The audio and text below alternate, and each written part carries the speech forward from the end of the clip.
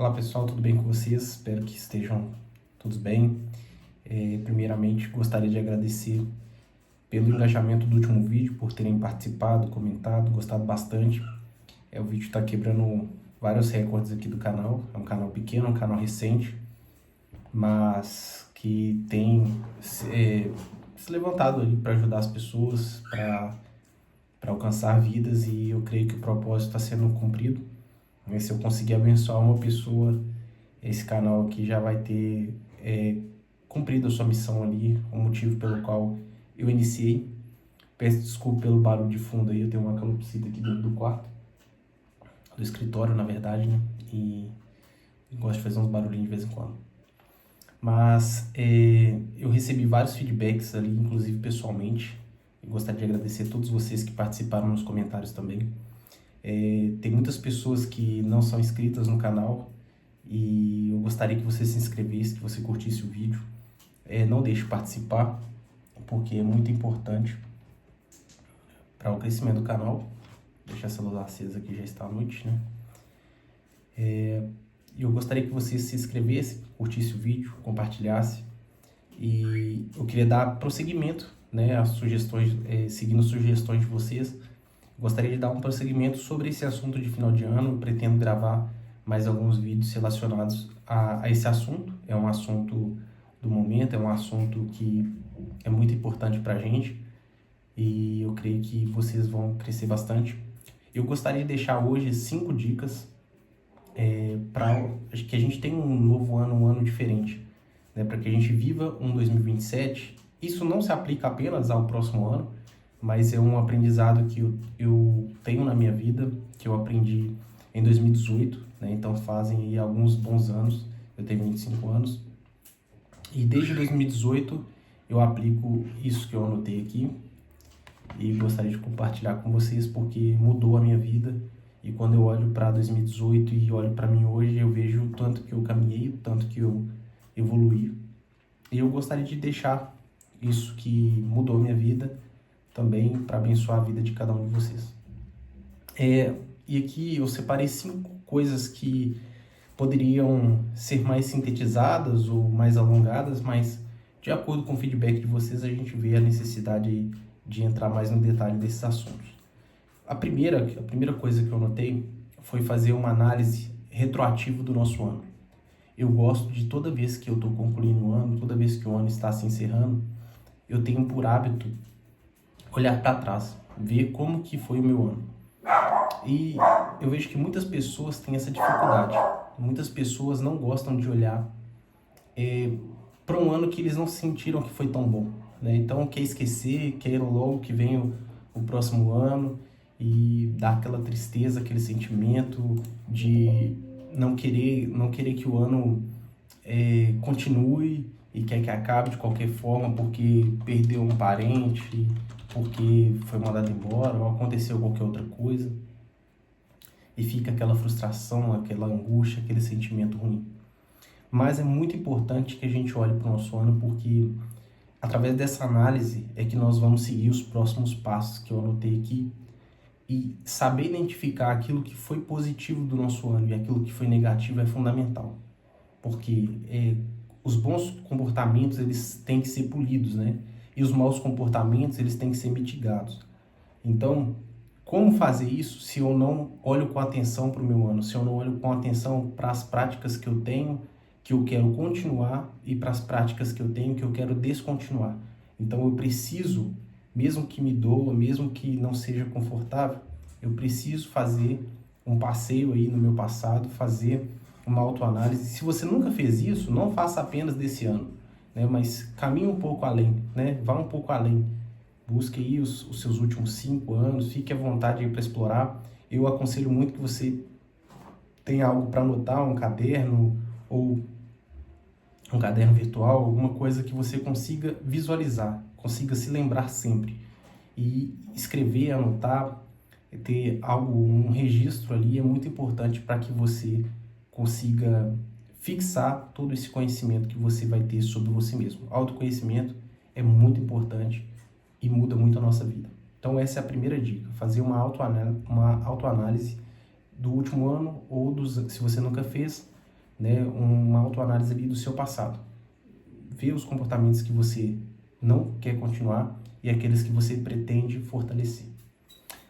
O segundo ponto aqui que eu anotei foi descartar metas, né, ou situações ali que você vê que não faz mais sentido para sua vida. E aí você pode pensar, poxa, mas esse conselho não faz muito sentido, porque se uma coisa não faz mais sentido para minha vida, é óbvio que automaticamente eu vou desligar. Infelizmente não, pessoal. A nossa mente, ela prega peças na gente. E se a gente não tiver bem determinado, anotado, escrito, coisas que a gente não quer fazer mais, aquilo fica corroendo a nossa mente e fica pairando como se fosse um fracasso. E quando você vê pessoas alcançando esses tipos de coisas, você vai começar a se sentir fracassado, você vai começar a sentir que você deveria estar fazendo outra coisa e você vai se distrair do caminho novo que você está trilhando. Eu vou dar um exemplo meu para ficar isso mais ilustrado, mais fácil para vocês entenderem. Mas na minha juventude, ainda sou jovem, né, mas quando ainda era mais novo, eu tinha um sonho de ser bombeiro. Então eu lutei muito ali para passar no concurso público.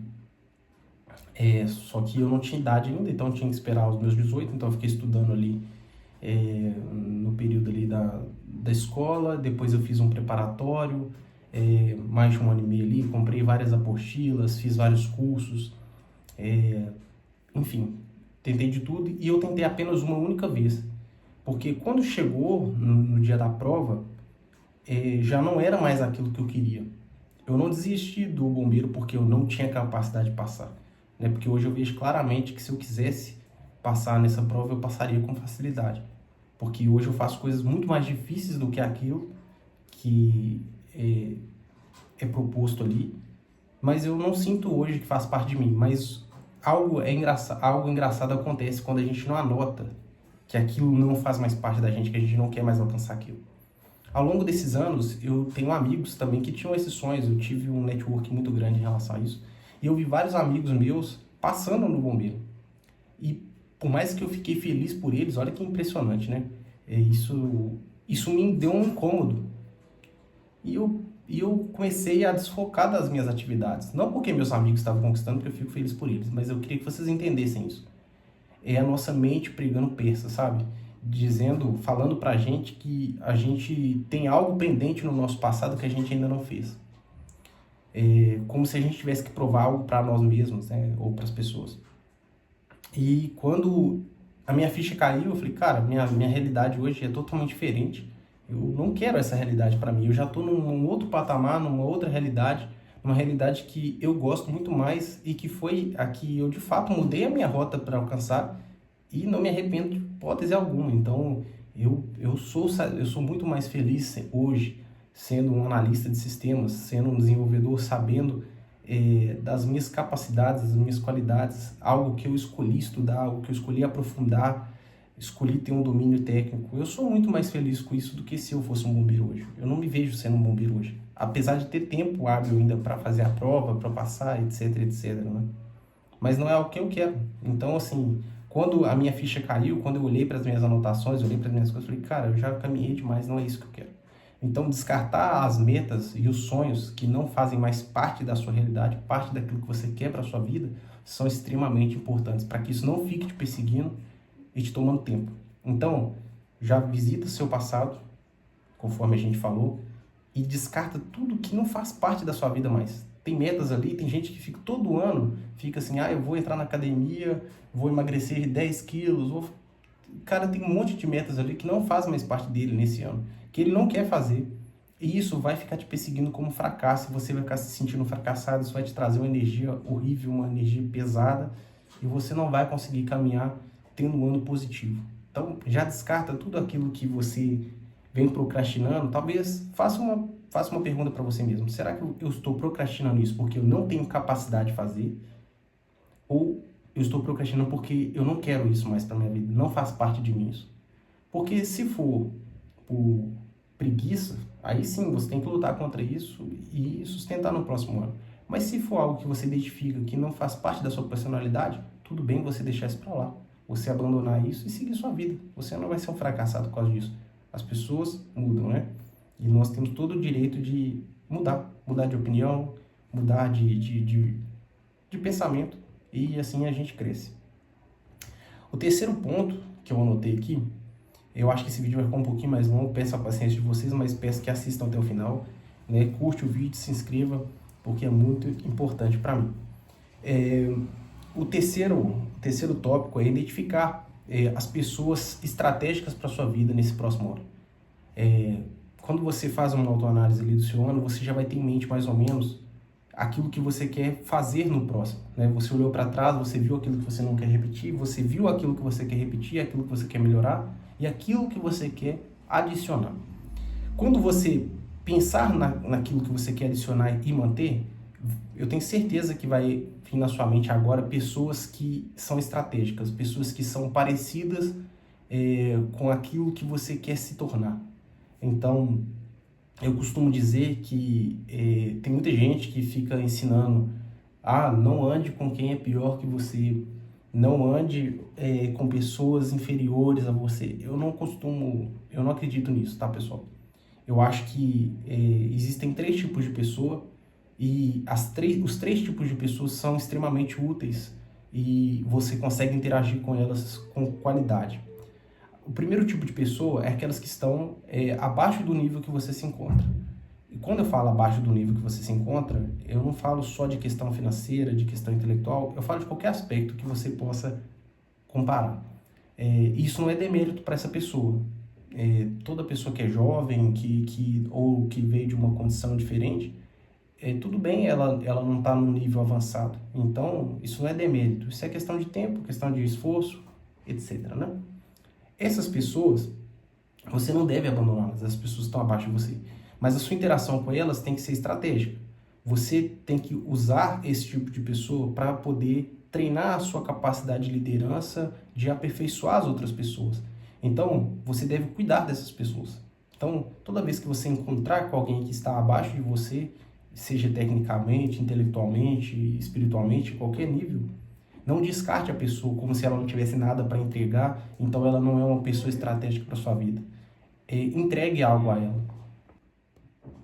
Então, assim, não quer dizer que a pessoa ela não tem nada a te oferecer, que ela não é estratégica, que ela não é importante participar da sua vida. Pelo contrário, essas pessoas vão te dar muita lição de humildade, de sabedoria, vai manter os seus pés no chão e lembrar sempre que naquele momento que você está ajudando aquela pessoa, um dia foi você que foi ajudado, um dia foi você que estava naquele nível e outra pessoa te apoiou. Então essas pessoas são extremamente importantes, você cuidar, você zelar e você promover o crescimento delas, porque quem ensina aprende 2 vezes, né? Então, se você ensinar, você vai estar aperfeiçoando o seu conhecimento, vai estar evoluindo e o melhor, você vai ver uma multidão de pessoas gratas por você estar compartilhando isso com elas e participando do crescimento delas. Isso é muito gratificante. Segundo ponto, são as pessoas com o mesmo nível que você. E essas pessoas também são estratégicas. Por que são estratégicas? Porque elas te compreendem, elas te entendem, né? Então, quando você estiver num dia mau, você estiver num dia difícil, que você estiver pensando em desistir, você vai olhar ao seu lado e você vai ver que tem pessoas nessa mesma corrida que você está. Você vai encontrar força, motivação e você vai trocar experiências. Você vai ver pessoas que estão testando coisas que você não está testando e você está testando coisas que pessoas não estão testando. Então, essa troca, ela gera um crescimento muito grande. E essas pessoas são muito importantes você ter por perto na sua jornada, porque é através dessa interação que você vai para o próximo nível. E aí eu cito o terceiro tipo de pessoa, que é as pessoas que estão acima de você. Essas pessoas que estão acima, elas têm pouco tempo. Você vai ver que quanto mais você vai subindo de nível, mais as pessoas que estão acima de você, elas têm pouco tempo disponível. Então, o tempo que você conseguir com essas pessoas é precioso. Então, não é para você ficar gastando tempo bajulando, puxando saco, tentando indicações, tentando se provar para que elas gostem de você e de alguma forma te beneficie ou fique com dó de você. Não. Cada segundo que você tiver com essas pessoas, tenta absorver, seja uma esponja. Tenta puxar para você todo o conhecimento, toda a sabedoria que essa pessoa tem de vida e tudo aquilo que ela pode oferecer em relação a conhecimento de vida. Então, essas pessoas, elas não, você não vai ficar só sugando também, né? Em algum momento essas pessoas também vão precisar de você, esteja disponível para ajudar, para conversar, né? E lembrando que essa questão de nível, ela se alterna muito em detrimento do assunto, né? Então, às vezes você está no nível abaixo da pessoa profissionalmente, mas você está num nível intelectual superior ou espiritual, e essa troca, né, de posições e de conhecimentos, elas são o que fazem a sociedade, o networking, o diálogo ser algo muito poderoso, muito forte, e ser uma das marcas do ser humano, né, que é essa capacidade de comunicar, de falar, de ouvir, de entender e ser entendido. Então, essa é uma característica muito forte que nós, seres humanos, temos, e nós devemos fortalecer e usar da melhor forma possível. Quarto ponto, esse aqui é polêmico, né? E muitas pessoas vão torcer o nariz agora, mas é necessário falar. Diminuir o contato com pessoas que não têm propósito. Pois é, pessoal. E aqui não se trata de nível. Eu quis deixar esse tópico depois do que eu acabei de explicar, para que vocês vejam que não é um preconceito, tá? Mas é um conceito. Quando nós entramos muito em contato com pessoas que não têm propósito, pessoas que não têm ambição, pessoas que não têm aquela chama dentro de si, aquela vontade de mudar, de crescer, de avançar, se nós andamos demasiadamente com esse tipo de pessoa, a gente tende a se tornar alguém parecido, alguém sem propósito, a gente tende a desanimar, a gente tende a parar os nossos sonhos, parar as nossas metas, parar o nosso caminho, então, a nossa caminhada. Então, corte o máximo que você conseguir. Eu até coloquei diminuir, eu não coloquei para você cortar o vínculo, né? Eu coloquei diminuir, porque eu acho que a gente, por compaixão das pessoas, eu acho que a gente não tem que cortar totalmente o vínculo. É legal você mandar uma mensagem, você tentar colocar a pessoa para cima, para frente ali, para que ela caminhe, mas se você vê que ela não está respondendo, diminui o contato, porque ela vai atrapalhar o seu próximo ano, não só o seu próximo ano, mas a sua jornada inteira, e caminhar para 2, para 3, para 4 é muito mais difícil, né? Então, é complicado. Então, esse é o quarto, e agora eu chego na conclusão, para o vídeo não ficar ainda mais gigante, mas se você está gostando, já vai comentando aí embaixo e deixando experiências que você tem passado em relação a cada um desses assuntos. Se vier alguma coisa legal na sua mente, aí não fica com vergonha não, deixe aí nos comentários para que outras pessoas possam ser edificadas com aquilo que você tem para compartilhar. O ponto 5, o quinto ponto, é traçar metas alcançáveis para o próximo ano. Pare de colocar metas ilusórias, metas fantasiosas. Você tem que pensar assim, ó, a cada meta que eu não alcançar, né, daquilo que eu estou escrevendo, isso vai gerar um peso emocional, uma carga emocional. Então, é desvantajoso para mim colocar coisas demais ou coisas que não dependem só de mim para que sejam alcançadas. Então, cuidado com aquilo que você vai escrever. Por exemplo, tem muita gente que coloca assim, no próximo ano eu quero ser promovido. Beleza, mas ser promovido não depende só de você. A maior parte depende de você. Você tem que se esforçar, você tem que entregar mais, você tem que se qualificar. Mas também existe o lado da empresa, existe o lado financeiro da empresa, existe o lado estratégico da empresa. Existe uma gestão, existe pessoas ali. Então, você não tem como garantir que você vai ser promovido. Mas você pode escrever essa meta de uma forma melhor, né? Me qualificar a ponto, né, de merecer uma promoção. Então, você pode escrever assim, para que no final do ano a sua meta não esteja amarrada a um terceiro. Isso vale para qualquer outra coisa. Coloque metas que dependem de você. Não coloque metas que dependem dos outros. Escreva coisas que dependem exclusivamente de você. Então, se é ler livros, se é viajar, se é fazer X ou Y, escreva coisas que dependem de você.